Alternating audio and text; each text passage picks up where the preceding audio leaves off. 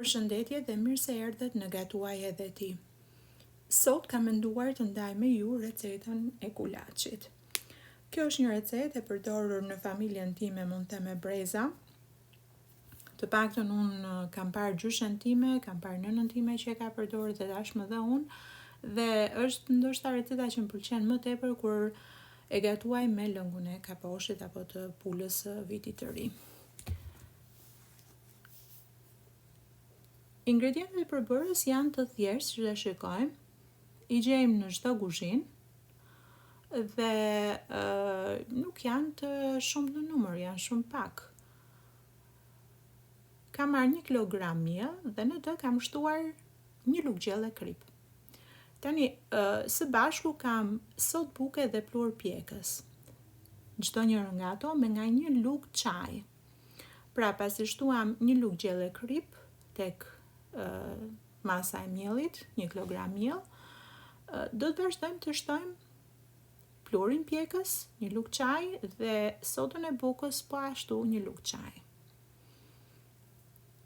Lëngu i 1 gjysmë limoni përzihet me pjesën e kosit, pra me atë masën e kosit që kemi bërë.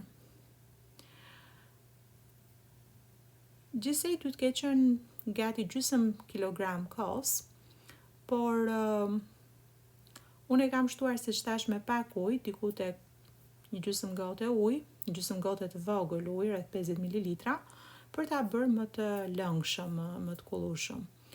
Pra, tek mielli që pat shtova edhe 3 lugë me vaj ulliri dhe tani shtojmë të masën ku së bashku me kosin siç e pat, shtova edhe gjysmën e 1 lëngu limoni. I përziejmë vazhdimisht, në fillim me lugë, më tepër për mos bërë shumë rëmuj, sepse dim që në fillim ato janë shumë të lëngshme, derisa inkorporohen me njëra tjetrën edhe do ta shohim që do të krijojë një masë qëndrueshme.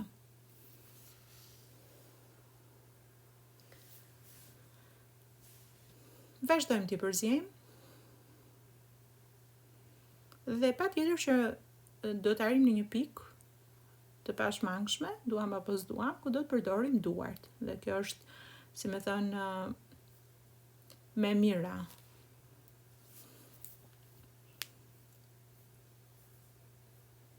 Pra, vazhdojmë t'i përziejmë edhe një herë.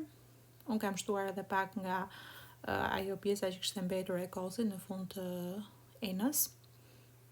Dhe tani, duke përdorur duart, vazhdojmë t'i përziejmë derisa të formojmë një brumë që pak a shumë i ngjan brumit të bukës, por që siç ta shikoni, unë nuk e di se si e përgatisni bukën ju në shtëpi, por brumi duhet të jetë paksa ngjitës, pra jo të jetë nuk duhet të jetë shumë i fortë dhe as i butë, të paktën unë këtë lloj konsistence brumi përdor.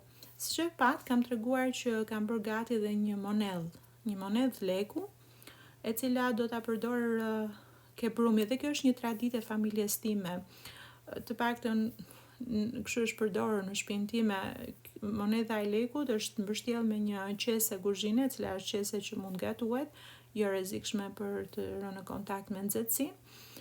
Dhe unë do ta inkorporoj në brum, pasi ta kem punuar mirë brumin, atë do ta vendos në brum, do ta vazhdoj ta punoj edhe më pak dhe çfarë do ndodh është që kur pasi të piqet, unë e kam, siç thash, është një traditë familjare, kulacin më pas ndahet në sa pjesë ose sa member, sa familjar keni ju në shtëpinë tuaj, për shembull, nëse familja juaj ka 4 antar, atëherë kulacin ndahet në 4 pjesë dhe shikohet se kujt i bie leku. Kjo do të si me thënë është një augur i mirë për atë person, tregon që ai do të ketë një marrëdhënie të mirë me lekun, do të jetë me fat. I kam lyer duart me vajin e ullirit për të pasur më tepër mundësi që ta ngjesh brumin dhe e kam bërë gati si një pet. E kam shtruar në tavën time të pjekjes. Në fillim kam shtruar një letër kuzhine, një letër për pjekje, por nëse nuk ju ndodhet kjo, patjetër që duke lyer tavën tuaj me pak vaj, nuk ka problem, do të piqet mjaft mirë. Dhe mendimin e një piruni kam bërë bira. Këto bira të krijojnë ajrin që të dalë dhe brumin të fryet, madje dhe të kulloj më mirë, më falni. Pra, kështu është përgatitur i gjithë kulaci. Është pjekur në 180 gradë dhe ky është rezultati final. Në 180 gradë për rreth 1 orë, si shikoni ka marrë të njëjtën faqe ose ngjyrë në të dy anët, është i butë dhe do ta provoni dhe shija është mjaft e mirë. Ju faleminderit që më ndoqët. Shpresoj ta provoni, më shkruani si ju ka dalë. Faleminderit dhe mirupafshim.